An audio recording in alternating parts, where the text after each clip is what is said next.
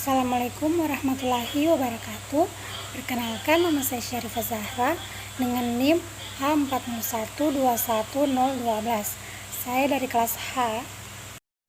Nomor 1 yaitu hakikat sains. Sains adalah landasan untuk berpijak dalam mempelajari ilmu IPA. Aspek hakikat sains mengandung 3 aspek, yaitu sains sebagai produk, yang kedua sains sebagai proses, dan yang ketiga sains sebagai sikap ilmiah. Hakikat sains dari segi produk yaitu makna alam dan berbagai fenomena atau perilaku atau karakteristik yang dikemas menjadi sekumpulan teori dan konsep, hukum dan prinsip. Sains sebagai produk juga menjabarkan karakteristik ilmu pengetahuan dan sifat-sifat dasar dalam peroleh ilmu pengetahuan.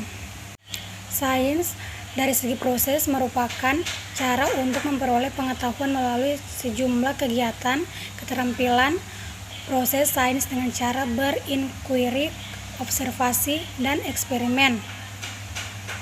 Dan yang terakhir, sains dari segi sikap, yaitu yang dimiliki para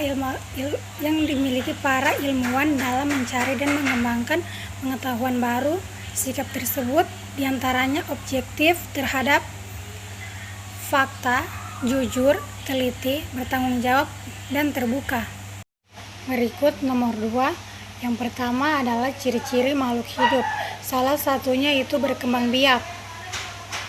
Banyak di luar sana, termasuk manusia, tidak bisa menghasilkan keturunan.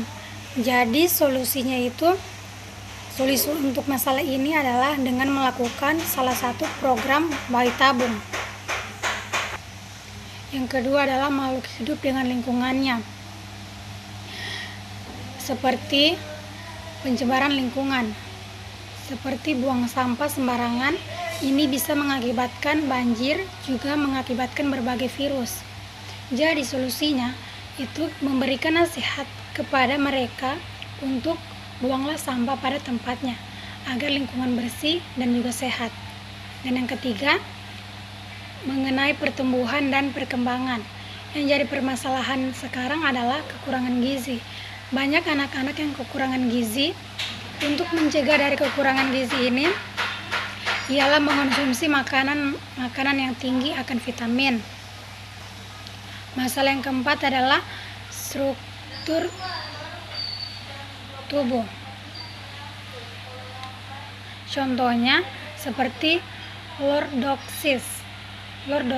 Nah, di lordosis ini kan memiliki tulang belakang yang melengkung secara berlebihan ke arah depan dan belakang. Solusinya itu harus sering terapi dan melakukan duduk dengan benar. Untuk permasalahan yang terakhir atau yang kelima adalah sistem organ. Contohnya penderita asfiksian. Nah, di mana terjadi gangguan berupa penyempitan pada saluran pernapasan manusia sehingga menyebabkan manusia itu sesak napas. Jawaban untuk nomor 3 yaitu untuk menerapkan kepada anak SD itu saya menerapkan dengan cara melakukan pengaplikasian. Misalkan ciri-ciri makhluk hidup. Jadi ciri-ciri yang pertama makhluk hidup yaitu bernapas. Untuk membuktikan kepada anak SD bahwa makhluk hidup itu bernapas, misalkan di sini saya ambil tumbuhan. Saya akan membagikan tugas kepada anak-anak untuk membawa setiap alat yang digunakan untuk melakukan eksperimen pada tumbuhan. Misalkan plastik. Jadi plastik itu akan dibungkus ke ujung pada tumbuhan, kemudian didiamkan beberapa menit dan dilihat apakah tumbuhan itu benar-benar bernapas atau tidak. Untuk yang kedua, makhluk hidup dan lingkungannya. Di sini tetap praktek. Saya akan menyuruh anak-anak membawa satu tumbuhan untuk ditanam sambil setiap hari dirawat dan diamati bahwa tumbuhan itu bisa hidup dengan lingkungannya. Yang ketiga adalah tumbuhan dan perkembangan.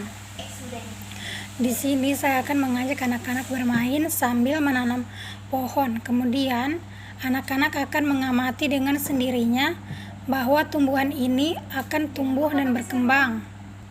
Selanjutnya sistem organ. Nah, jadi saya mengambil satu objek yaitu boneka tubuh manusia dan saya akan mengenalkan apa saja sistem organ yang ada pada manusia kepada anak-anak SD. dan sekaligus saya akan menjelaskan struktur tubuh mengenai objek ini.